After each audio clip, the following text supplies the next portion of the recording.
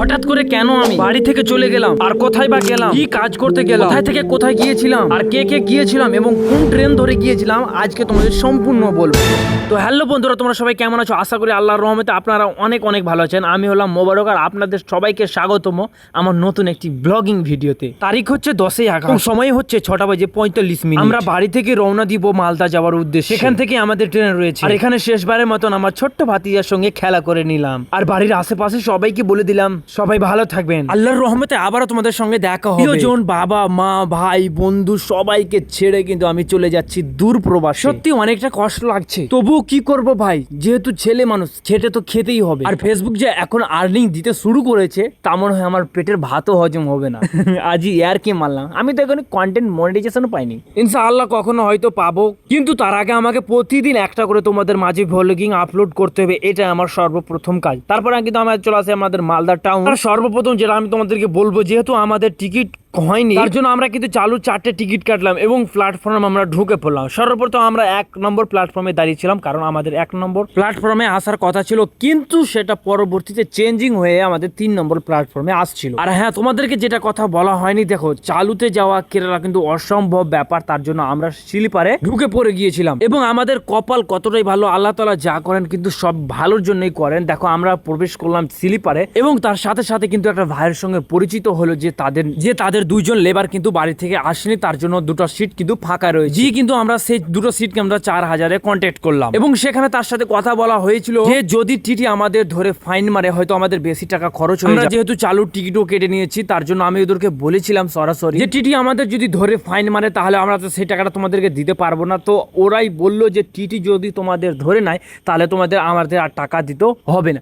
তারপরেই কিন্তু আমাদের কি বলবো, টিটি আমাদের চলে আসলো এবং টিটি আমাদের কিন্তু ধরে 4000 টাকার ফাইন মেরে দিল। সর্বপ্রথমে আমাদের চাইছিল 5000 টাকা, কিন্তু আমরা 4000 টাকা কনভিন্স করে আমরা সে 4000 টাকাতে কমপ্লিট করেছিলাম। তারপরে কিন্তু ওই ভাইটা কিন্তু কোনো টাকা আমাদের কাছে চাইনি, তার মনটা এতটা যে পরিষ্কার তোমাদের কি বলে বোঝাতে পারবো না।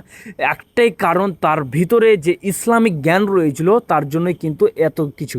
তারপরে কিন্তু আমরা পাহাড়ের সুন্দর সুন্দর দৃশ্য দেখতে দেখতে আমরা কেরালার দিকে পৌঁছে যাচ্ছি। আর অনেক কষ্ট হচ্ছিল, নিজের প্রিয়জন বাবা মা প্রত্যেক জনকে আমি কিন্তু ছেড়ে চলে আসছি কেরালা। তো অনেক স্বপ্ন নিয়ে আমি কিন্তু কেরালায় আসছি, যে আল্লাহ তাআলা যেন আমাকে সফলভাবে আমার বাড়ি পৌঁছাতে পারে। আর আমরা যে ট্রেনটা ধরে আমাদের কেরালা এসেছি, সেই ট্রেনটার নাম হচ্ছে কন্যাকুমারী ভিভেক্স এক্সপ্রেস। তো ভাই সাহেব, এত যে সুন্দর সুন্দর পাহাড় তোমাদের বলে বোঝাতে পারবো না। আমি এর আগে একবার দিল্লিও গিয়েছি, মহারাষ্ট্রও গিয়েছি, কলকাতাও গিয়েছি এবং ব্যাঙ্গালোরও গিয়েছি, কিন্তু কেরালা আসতে যে এত সুন্দর একটা পাহাড়ের সঙ্গে আমার কথা হবে, দৃশ্যতে আমি অনুভব করতে পারবো, তোমাদের সত্যি বলে বুঝাতে পারবো না।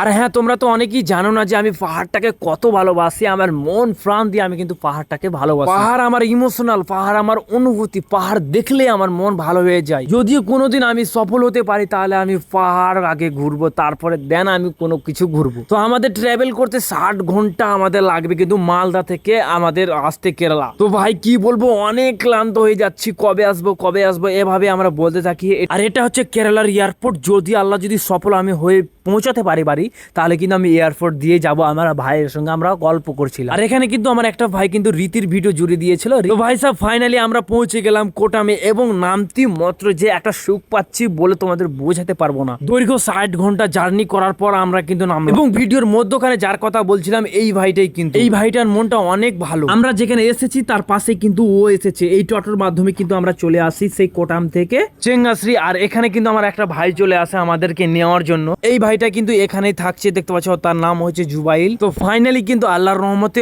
সুস্থভাবে আমরা কিন্তু আমাদের রুমে পৌঁছে গিয়েছি। তো ভিডিওটা এই পর্যন্তই। ভিডিওটা কেমন হয়েছে অবশ্যই কমেন্ট করে জানাবেন, আর তোমরা যদি দেখতে চাও আমাদের রুমের ব্লগিং, তাহলে অবশ্যই কমেন্ট করবেন। চলো টাটা, বাই বাই।